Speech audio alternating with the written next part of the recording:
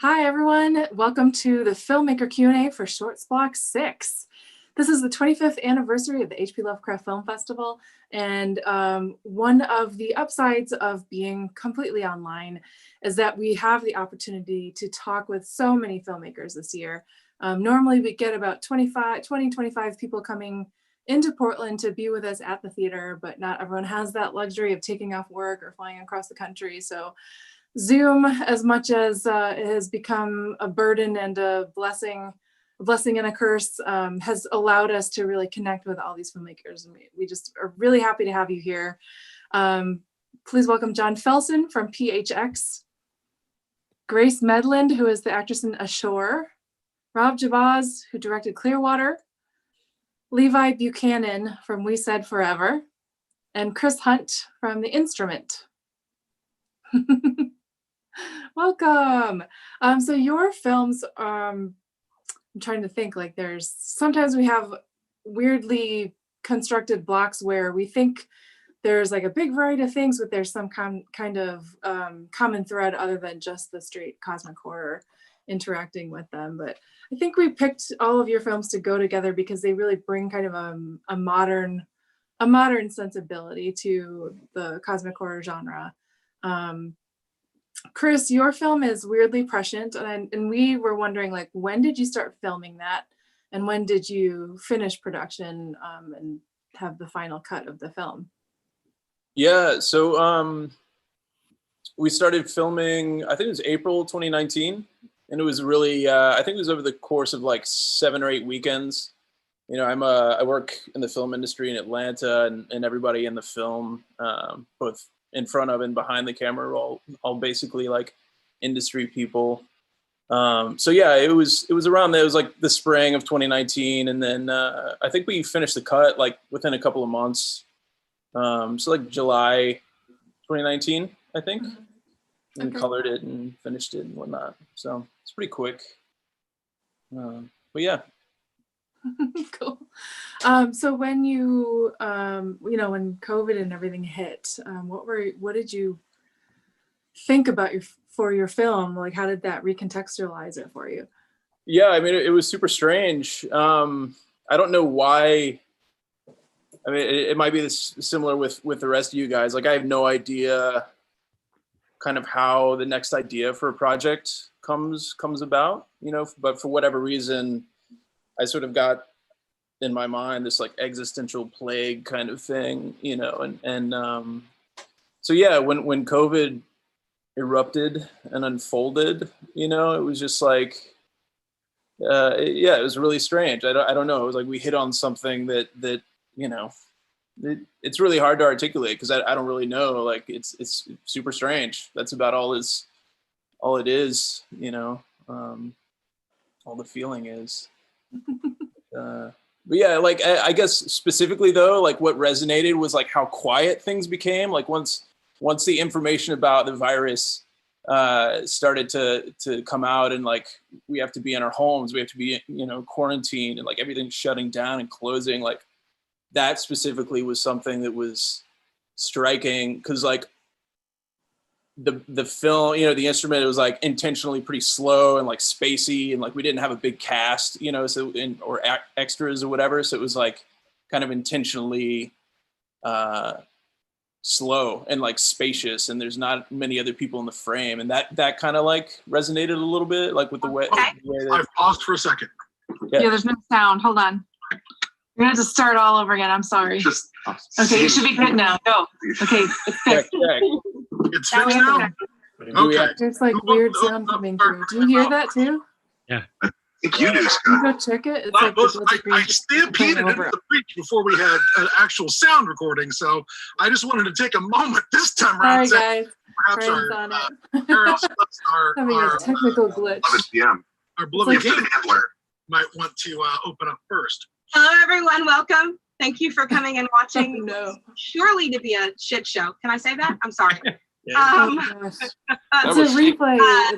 It's time and space are melting into one another. Delta Green, and that's my fault because that's what I told sorry. And then I changed my mind. So this is actually, I'm going to run a Delta Green scenario. It's a classic Delta Green scenario. Many Delta Green fans will probably Do I need to end? Do we need to end? Come back in? Delta Green. Can you stop broadcasting and then rebroadcast? Designed by Adam Yeah. Scott Fancy, Okay. Shane. Okay, here's what we're gonna do. We're gonna end the meeting and then we're gonna come right back in. Because he won't let you. I'm so sorry. I'll be right back. Be embarrassed. Well, I was thinking about.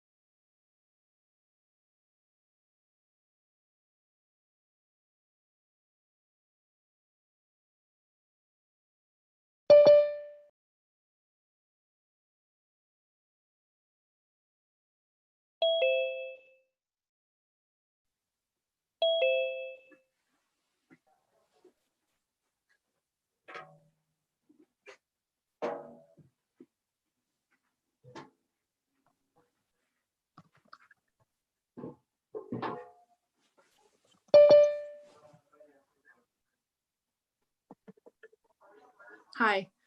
We have no idea how that happened or why. Technology can be really weird sometimes. Yeah, the feed is back on the event starting soon screen. Yeah, I know. I'm just telling you.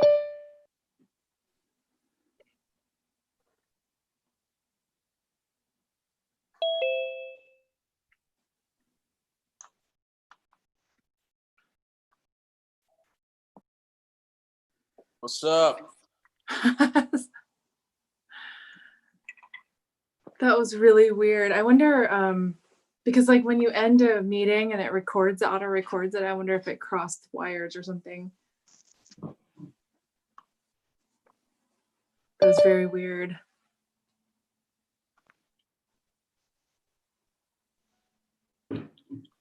Everything okay?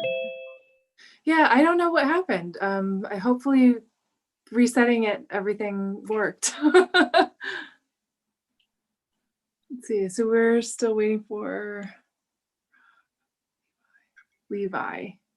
Just there he is. Awesome. Okay. Let's see.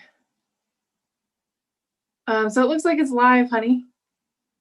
Okay. Okay, we're live again, back again.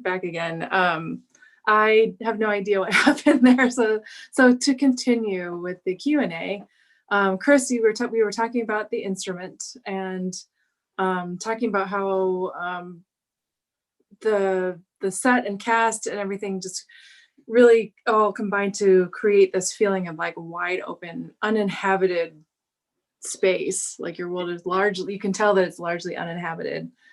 Yeah, it was sort of a happy, circumstantial thing. Obviously, like not having a lot of cast or extras, due to limitations of resources or whatever. But it also kind of worked, and it played out like I was saying. I think when we all kind of went into quarantine and like things started shutting down, it felt like this creepy, or at least for me, it was like the world is suspended in a strange way, and that was kind of one of the things that I was surprised by, like the film. If like, I don't know, it played out a little bit in the film, I was just sort of like spooky and open and, not so many people. Yeah, and I think your color grading lent to that feeling as well.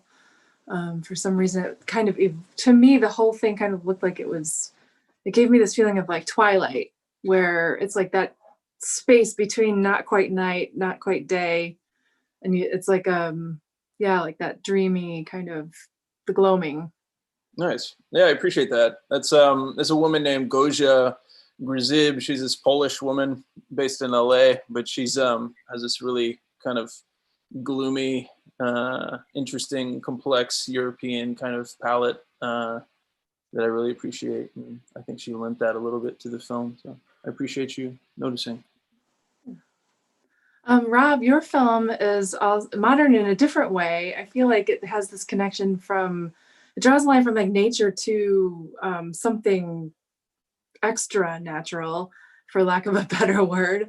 But in it, because of this extraction of, the blood drop and then depositing it in, the pile of goo or the primordial ooze that's in the cave, and then coming out with this thing, it really kind of reminded me of like a what's the word in Star Trek? The a replicator or a yeah, the thing that they make food out of. Transporter. But you're making something out of nothing, but just this genetic material, and it almost acts as like a computer thing. I don't know why, because it is all in this lush jungle, but it really makes me think of something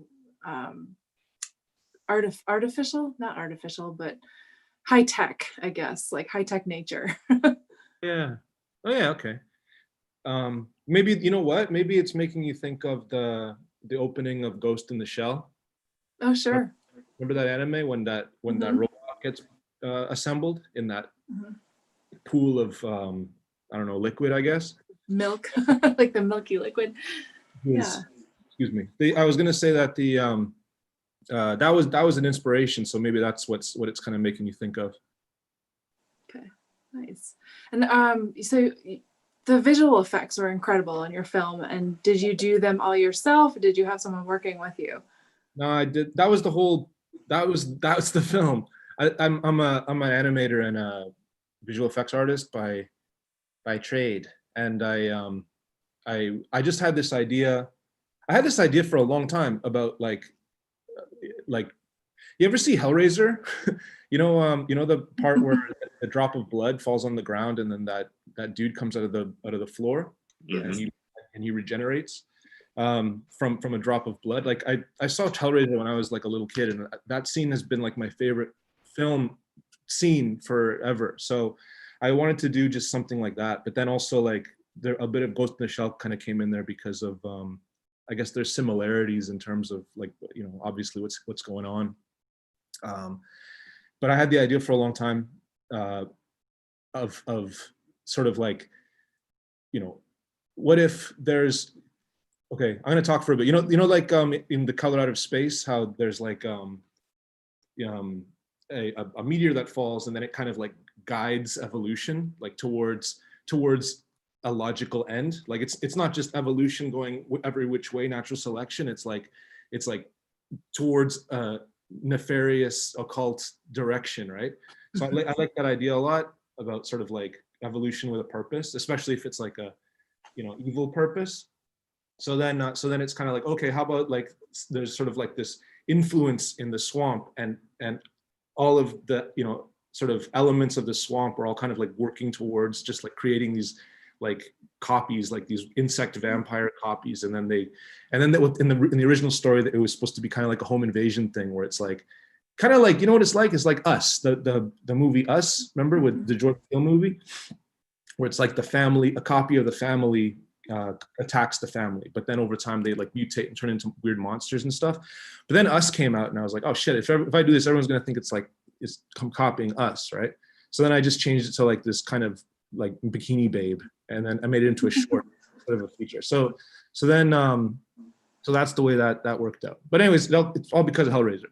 Okay, nice. That's one of our favorite movies, and that scene is just really memorable. And it's funny that you were so inspired by that, because like that was all practical, and then you were inspired to make an entirely like digital version of it. It's fun. You know what? Actually, I've spent a lot of time doing what do you call it? Digital animation, 3D animation and stuff. But because on the merits of Clearwater, not necessarily how it performed because it just came out, but just because of me being able to complete it, I was able to trick someone into financing a feature for me. So I'm doing this feature right now. But it's like, and we're done. We already shot the stupid thing, but it's all practical. And I spent, they gave me money. They gave me like a budget, and I got all these like special effects. I live in Taiwan, by the way, and I have all these resources here, like people who are really, really good at like casting silicone and all this stuff, and doing like, you know, putting a tube underneath and blood and all this thing.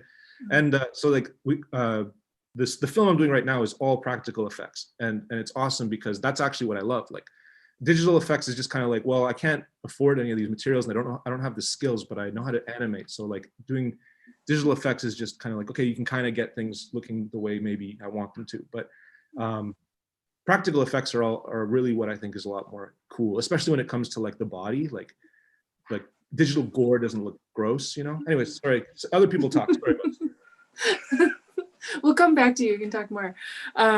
Let's Grace. Let's tell us about Ashore and your experience as an actor in a cosmic horror film with a lot of what you're reacting to is digital effects. I mean, I'm assuming that Ryan didn't build really out in the ocean, but what was that like for you?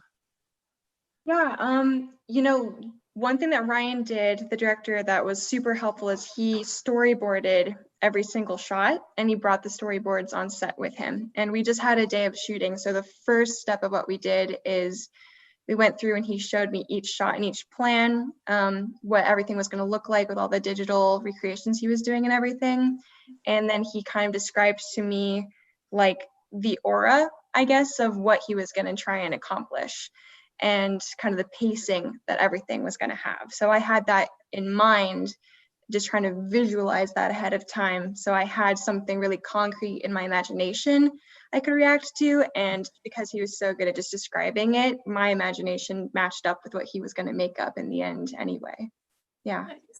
That's awesome. So it was just one day of shooting. Yeah, just one day of shooting.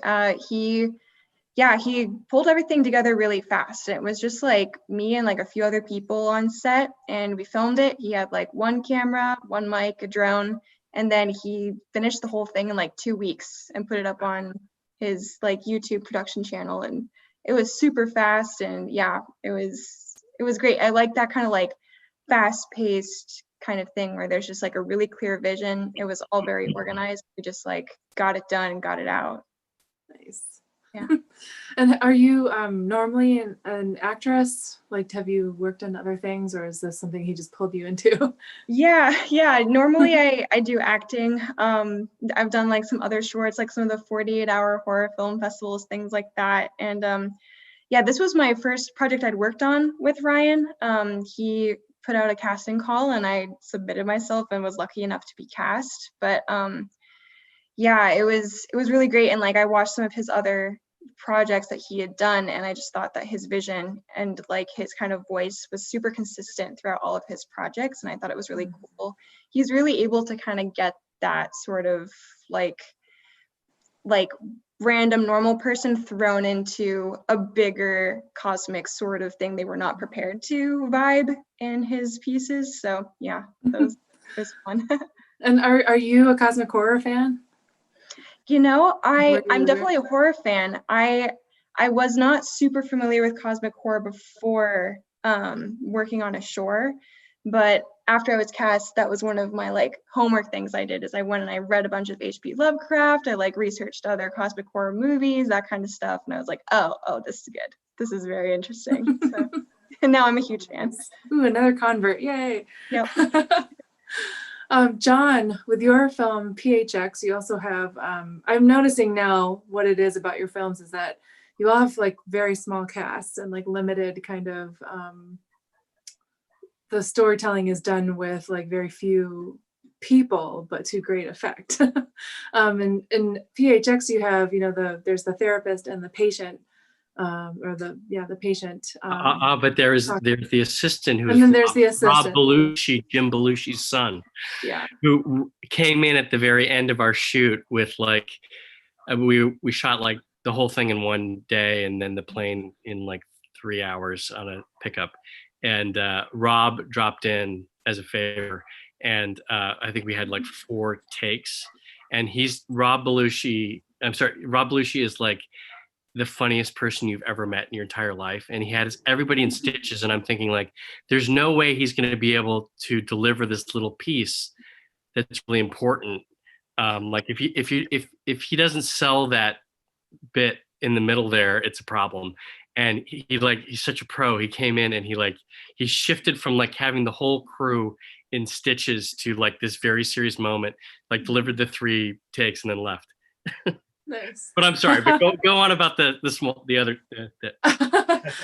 Well, your film is really interesting because it's doing one thing and then all of a sudden it does another thing that's related, but it's, you know, kind of flipping the script on the patient and the doctor.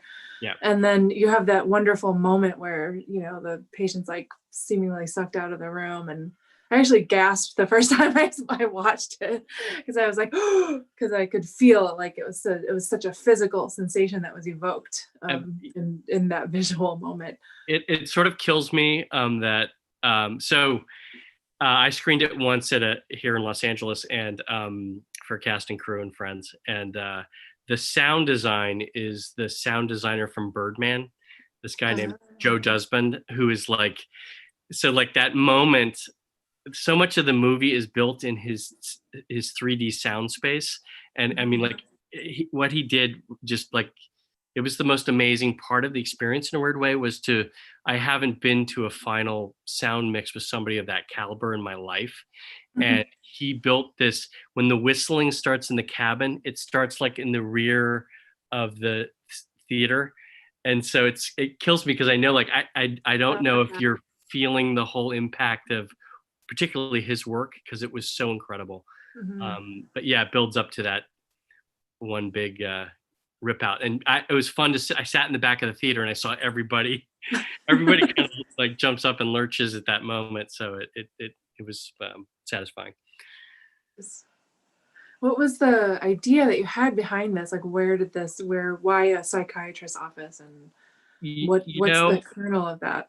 To be completely honest, Colin and I, the lead actor, Vicky and Colin, by the way, make this whole piece, and their chemistry when they came in, it was really fun to be the writer, but then to step back and watch, if you give room to a couple of actors, what they can do with each other.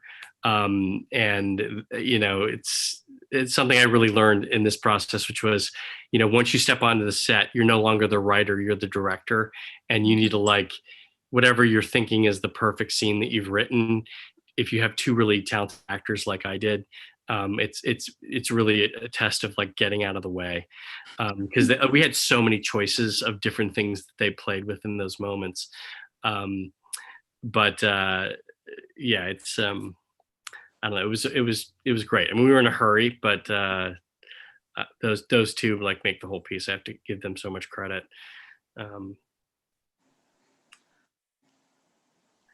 Did you actually film in an airplane set? Or was that an actual airplane? So are we like PG-13 or R? What are we at Lovecraft? This is an adult horror film Okay. festival. I mean, yeah. So yeah, so like, okay, we had a really small budget. We shot it in a day. And the next day we picked up and we started looking at airplane sets in Los Angeles. And so a typical airplane set that's on a gimbal that can actually move is anywhere from $5,000 to $7,000 for the day, which was like, you know, more than half of our budget. And so we found this little airplane set in Inglewood that had literally where that curtain starts and stops. That's the whole set. There's like those 4 rows of seats and you can move them from side to side. And it's the flimsiest thing. And this amazing guy runs the place. So Colin and I've known Colin for 25 years. You probably recognize him because he's like, every time there's an FBI agent in any kind of like show, it's always Colin. Or if like he was in what was that great New Orleans HBO show? Treme. Yeah, Colin's in Treme. But of course, like Colin constantly gets cast as the FBI informant that meets you in the dark on a bench. Like, and so I've known Colin for years and years. He's one of my closest friends. I've been to his wedding. He's been to my wedding. And so we had 3 hours on this airplane set, and all over this little set, it says no porn. Like, there's this big, like the big like arrow and a line through it. And it says like no porn. I kind of thought that might be where you were going when you asked about the age. Right, okay, so of course, like this wonderful guy, like he has like if you ever need it, he's got like the the police book in. He's got like the airplane counter. He's got like 6 sets that's all in this little small space. Then and the cost is incredibly reasonable. And so I'm out at lunch break and I'm like, hey, listen, I gotta ask you, like the whole like no porn thing, is that like really true? Because Colin and I had talked about it and we were curious about this. And he says, well, no, I mean, like for an extra $1,000, we let them shoot porn.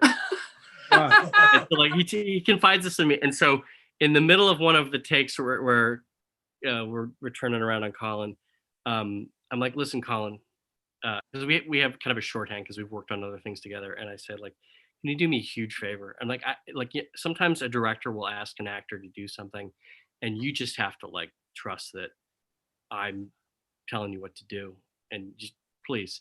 And I'm like, can you do me a favor? Can you like get on your knee? So he like unbuckles and he gets out of the seat and he gets on his knee. Like, okay, now like, I just need you to trust me here. Can you please just lean a little forward? Okay, now I want you to just hold the seat. Okay, this is gonna be an emotional resonance to this. I need you just to hold the seat, press your cheek down close to it. Then of course I lean up to him and I go, they shoot porn here. Oh, jeez. And that's why we're best friends. That's a nice friend. Yeah.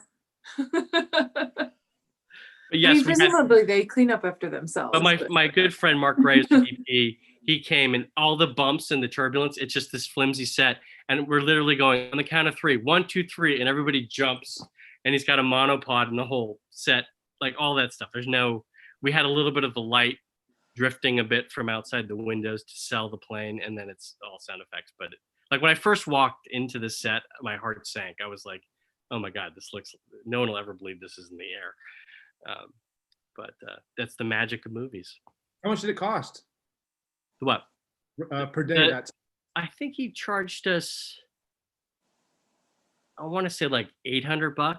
Okay. It's not bad. But like the other stuff you look at in LA, it's like $5,000, and like then you got to pay for the air conditioning. There's got to be a crew member there, and like before you know it, you're like $10,000 a day to be on an airplane, and like that's just not something we could do. Might as well just take a real plane. We actually talked about that. We're like, we'll get like a 5D on a plane, and we'll do this until they tell us to stop. But that's always a bad idea, probably. So having an actor like impersonate a crew member is probably frowned upon. Yeah. Well, that's great. Well, you made it work. It was good. I never questioned it. So congratulations. Levi, we're going to bounce over to you with We Said Forever. This is a very interesting, also in a psychiatrist's office, with a couple doing couples therapy. And I think it's really interesting that you never see the therapist. It's just a voice. So that coming from kind of where the audience is sitting, so you kind of feel like you're in this very intimate setting with the couple going through therapy. But then it ends up being this thing where you think that the guy is like upset that his wife is moving on or growing or something, and it's not that, and he's not mad that she's becoming this thing. He's mad because he doesn't want to be left behind, which I think is an interesting choice for portraying a relationship. And is that a conscious choice that you wanted to show kind of a vulnerable male character? Very much. So yeah, it was all about kind of, subverting expectations, because I feel like a lot of folks can probably see the first turn coming because, it's a horror movie and you're in a therapist's office. And of course people are talking about one thing, but they're really talking about something else. So I figured people could see the first turn coming, but I wanted to kind of subvert that expectation that like, oh, of course the man wants to save, his wife, he wants to, get that demon out of her. And I wanted to turn it on its head and have him actually want to go to her, that he loves her so much and this marriage means so much to him that he is willing to make that change, make that journey with her. And that then informs the second turn. So is the message that we're to understand that we should just embrace the cosmic horror and be swept up along with it? Yes, listen to your partner, embrace change, grow with them. Absolutely. Yeah. And was that that your actress was that just all body makeup? All Or body was this makeup, some- all done. Yeah, all done on the set that day by Claire. She's phenomenal. Yeah, it was. We kind of had like a couple things where we talked in the beginning about what I wanted the demons to look like, and so with Craig, who played the husband, I really love the Lord Fornicus demon from Cabin in the Woods. So I was like, all right, do him. Like kind of like riff on that. However, with Allison, who plays the wife, she is so Claire is so good and so talented that I just was like, I just want to, I surrender. Like I just want to be surprised. I want to see what it is. And I saw that first layer of pink go on. I was like, yes, like this is so good. Yeah, she did an amazing job that day. Nice. There's actually a question in the chat for you. Noah Fatagan says, I can imagine there was some busting up on set. How many takes did you have to do of the last bit where both were in full demon mode? We did a bunch of like long takes. So we would shoot the whole thing, the whole scene from multiple angles. But when we got them both into makeup was also the end of the day. And so I want to say that we did probably 4 or 5 takes from different angles. But yeah, there was a lot of cracking up, just because I think that first time that Craig explodes off the couch and just points to the therapist is like, you, and everyone chuckled. Yeah, he sold that moment. Craig is so good. Like I'm very, very fortunate. Both the actors that are on the couch are phenomenal, and then Cecily Overman, who plays the therapist, she just provides this great reassuring, like real world kind of, because she is the audience surrogate. Mm-hmm. Yeah. I like how she just kind of not willfully, but like she just misunderstands everything that's said. Well, yeah, I mean, she's a therapist. She's been through this 100 times. She has saved so many marriages, and so I think for her there's like a sense of autopilot. That she just kind of like this couple, they're talking to each other, they're trying to meet in the middle, and then you have this third party that is just the therapist is supposed to be listening, is supposed to be translating, and misses it completely until it's too late and pays the price. So in psychology, is there actually a thing about 4 horsemen, or is that just? Yes, there is the Gottman method, and I learned about that during marriage counseling myself. Nice. Okay. Yeah, so it's like defensive,ness, stonewalling. I'm brain farting one of them, and then of course the final one is contempt. And once contempt shows up, that's that. All right. Yeah. Well, very nice. Let's see. Any else? There's another comment that said there seems to be a theme where filmmakers who make messed up stuff watched really scary movies at a crazy young age. So for Rob, that was the Hellraiser. For the rest of you, did you also start watching horror movies younger than you probably should have? So how about you, John? I think the 2 reasons I'm a filmmaker. My parents owned a summer camp in Marin County, and so we had this big living room where all the campers would come in. And so I watched Jaws way too young, but couldn't stop watching it. We had the actual projector was in our family room, and my parents would forbid me once I saw part of it, and of course they said like you can't watch this thing, so you've got to watch it. And then the other sort of big one for me was when I was too young, some of my sister's older friends showed me The Exorcist, and I was I'd say about 3 months, I was convinced lying in bed at night that it was happening. I was being possessed. I was only half Catholic, but it was enough to like make me sure that I was, going to the dark side. How about Chris? I wasn't. I can't really recall any particularly horror movies that I saw as a kid, but the image that popped into my mind when you mentioned that was the the scene in ET where the astronaut comes and gets sick ET, like I remember that freaking me out as a child. So that's probably the most distinct kind of image or, you know, movie. Surely there's more buried in my brain, but yeah. How about you, Grace? Yeah, I did not watch a lot of scary stuff growing up.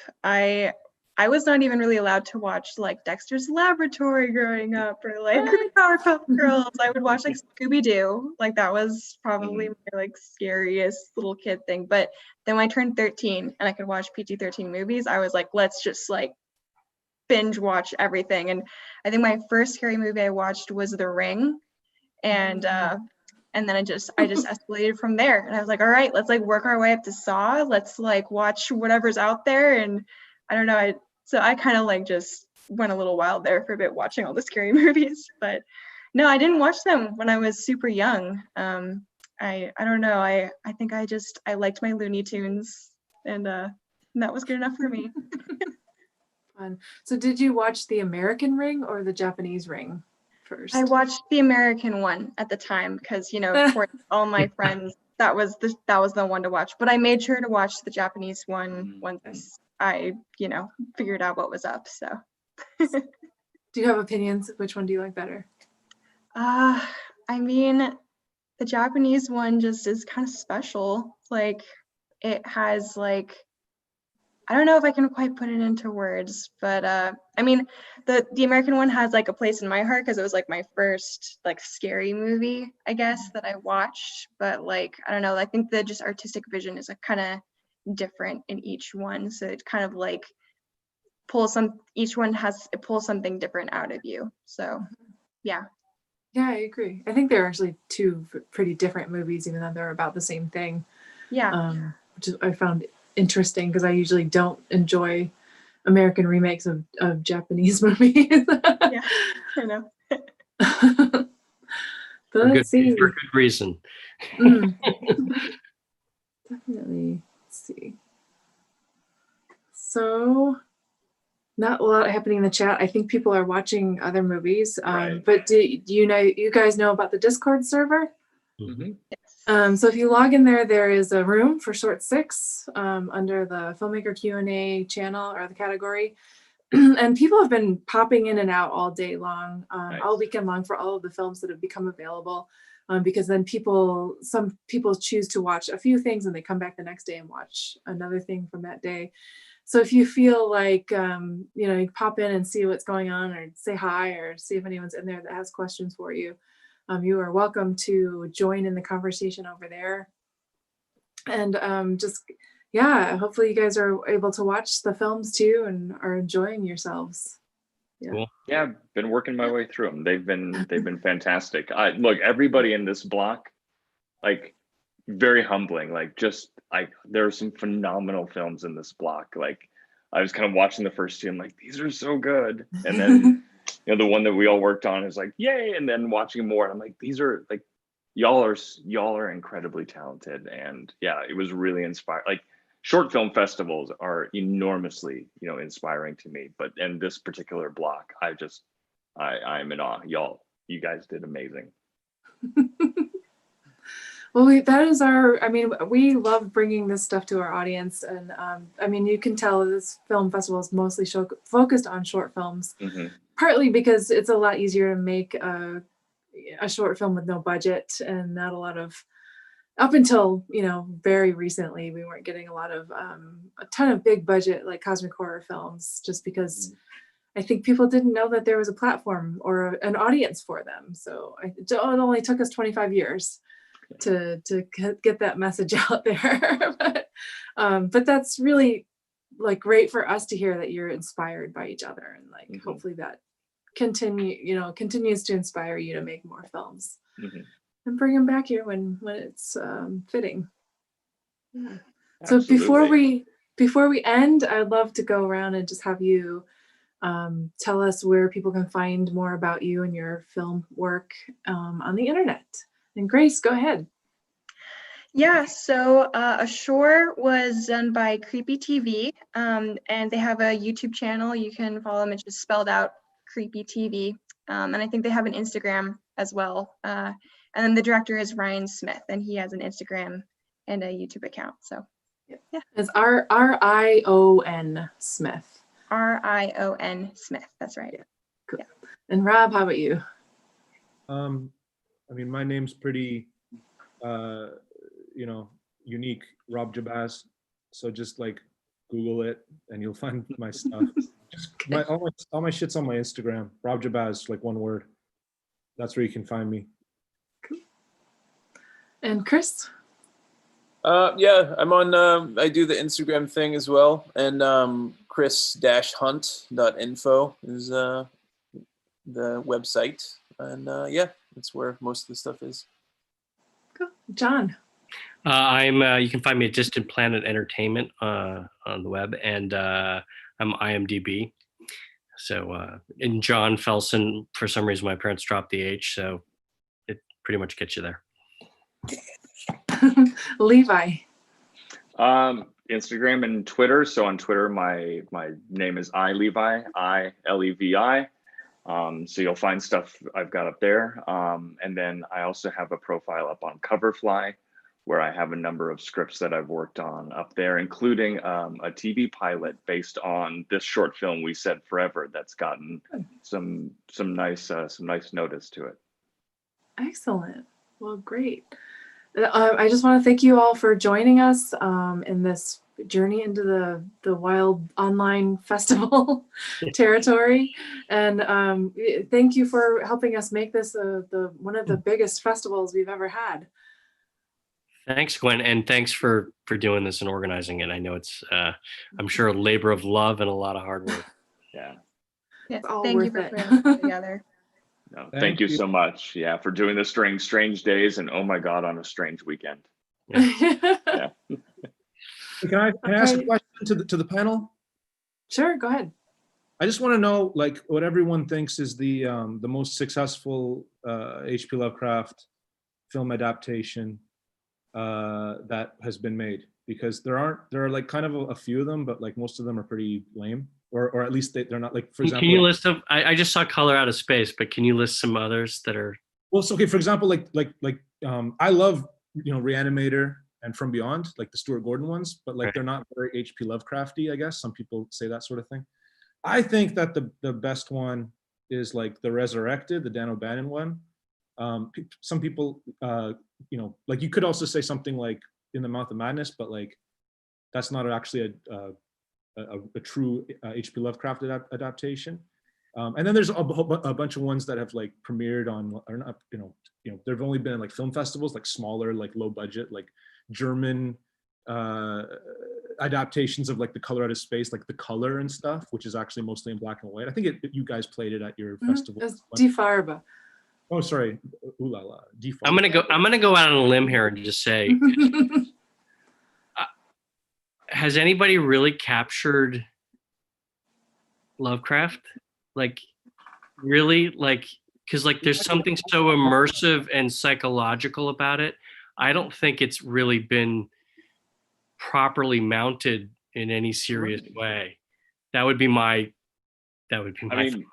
Plus, like one of the core things to it is that it's unseeable, is that, to look upon it is to lose one's mind. Exactly. And so exactly. That's a perfect description for it. And like, so how do you do that with cinema? Yeah, it's all in the reaction. It's how do you show me the great adaptation of A Telltale Heart? Like, yeah, it's not there. It won't be there, and for good reason. Maybe a Tarkovsky version of H.P. Lovecraft gets close, but I haven't seen it. I was disappointed by Color Out of Space because it's me too, a little bit, but it's sacrilege. No. I'm sorry. Okay. I wanted to love it. Like, have you guys seen The Vast of Night? I haven't seen that. Oh my God. Okay. So this, I don't even know, I should know who this person is, but this director made this movie for $700,000. That's like the 50s, and it's all about the radio broadcast. Have you heard about it? Oh, hold on. Is that one before you said it? Is that the one where it's like there's that one long shot? It's like high school and everything, and then. By the way, it's weird because like out here in LA, like it's the talk of the town. Like the director has already met with Spielberg, like, and so I was like keyed up for this thing. And I would argue that the first half of the movie is a lot less successful than the second half of the movie, but the second half of the movie is pretty damn great. And like they did it for $700,000, and it's a period piece set in the 50s, so like all the cars are there, like they're doing the stuff that like really sells it, and like my hat's off to them. But I would recommend it to everybody just to see what can be done. It was really impressive. But you can tell where all that budget went, like in the last 5 minutes. Anyways, sorry, spoiler. Anyways. That's where all my budget went, was like in the. Can I tell one quick last story, which is, so that summer I was doing this thing called Camp Spielberg. My friend runs this very fun summer camp, and everybody's asking for a film component. So she talked me into teaching this 4-week class, and I had all these young 12-year-old students who were like making movies and falling in love. And so we shot talk about like the one effect of like capturing her body and ripping her out of the plane was like easily half our budget. And I forgot to shoot the papers getting sucked out of the room. And the guy, James Gard, who just had done like the wall 3D imaging and ripping her out, all that stuff, he's like, look, I need more money to do this. And like, then he came back with these fluttering paper, and like, apparently like really simple things that we're used to seeing in life are the hardest things to render in CGI. That's not true. He swindled you, man. Doing paper. Now you can do that real easy. I could have done that. Like he kept sending me these passes of these real. It just didn't look real. Like I thought the wall looked pretty good. Like it's quick, but you buy it. But the papers just were killing it. And so like he did 3 passes at it. It failed. And so I'm sitting there with these this army of not little kids, 12-year-old kids. And I've got a green screen. And so I drive over at lunchtime and buy a leaf blower from, whatever, Walmart. And I've got 2 leaf blowers and all these kids in front of a green screen with these globs of paper. And they're all credited all the kids are credited in the film. They all threw these papers. We did like 4 or 5 passes of them just doing the sucking out of the room with the papers right there, like in this little classroom. And that so much better than his attempt at like CGI paper. And it's in there, but it's like. That's fun. You guys should exchange information after we end the feed. But yeah, I think just if I may interject my own opinion about Lovecraft adaptations, is it's hard to adapt a book to film because everyone comes to the story with their own stuff going on. And so how you react to the source material is going to be different than how I react is going to be different from how you react. And the image that I have in my head or the feeling that I have because of my experience is going to be slightly different from yours. So I think really the best film adaptations can approach something that's going to speak to everyone on hopefully some small level of like a common shared experience when you've encountered that written source material. But I don't think it's possible to make a film that's an adaptation that everyone is going to agree is like, yeah, you nailed it. Absolutely not. But what do you think is the best one? You, Gwen? For me, I think like people give Reanimator a lot of crap about like, oh, it's so schlocky and it's great, goofy and everything. But if fun. you read Herbert West Reanimator, it's kind of funny. Like it's got some dark humor, and for me, Stuart Gordon is probably my favorite director in the Lovecraft cinema field right now so far, because there's all this new stuff coming out that I haven't seen yet. But he always got to kind of the heart of a story and like really brought that out in it. And it wasn't just about the tentacles and the science fiction and the crazy scientists cutting people's heads off and reanimating them and stuff. That's all window dressing. He was always really great at finding that that human element to the story. Rest in peace, Stuart Gordon. Yes. Mhm. Jason Eisner, the director of Hobo with a Shotgun. Mm. Yeah, when he first went to LA, Stuart Gordon actually put him and his these two were two just chump kids coming from Canada, where I'm originally from. And when they got to LA, it was Stuart Gordon who put them up in his house, and he cooked them breakfast and stuff. Like, he was a real kind man, real nice guy who just kind of took in a couple kids and talked to them about film and mentored them and stuff. Like, he was a real good dude. So I'm a huge fan of Stuart Gordon. He was the best. Yeah. Anyhow. For sure. And if anyone's watching this and is interested, we actually filmed a little memorial to Stuart as a tribute, and you can find that in the panels and presentations listing. And that's with Barbara Crampton and Jeffrey Combs and Dennis Paoli and Brian Usna, John Streisick and Andrew Migliori. And just kind of, he was a great friend to the festival. He did a lot to help us over the years, and always was willing to put us in touch with someone or try to get that film right for us or help us out. So he's very deeply missed. And on that sad note, we should probably end now. But thank you again all for joining us, and we hope we get to meet you in person sometime Next year. Right back at you. Absolutely. Thank you. Thank you. Thanks so much. Bye.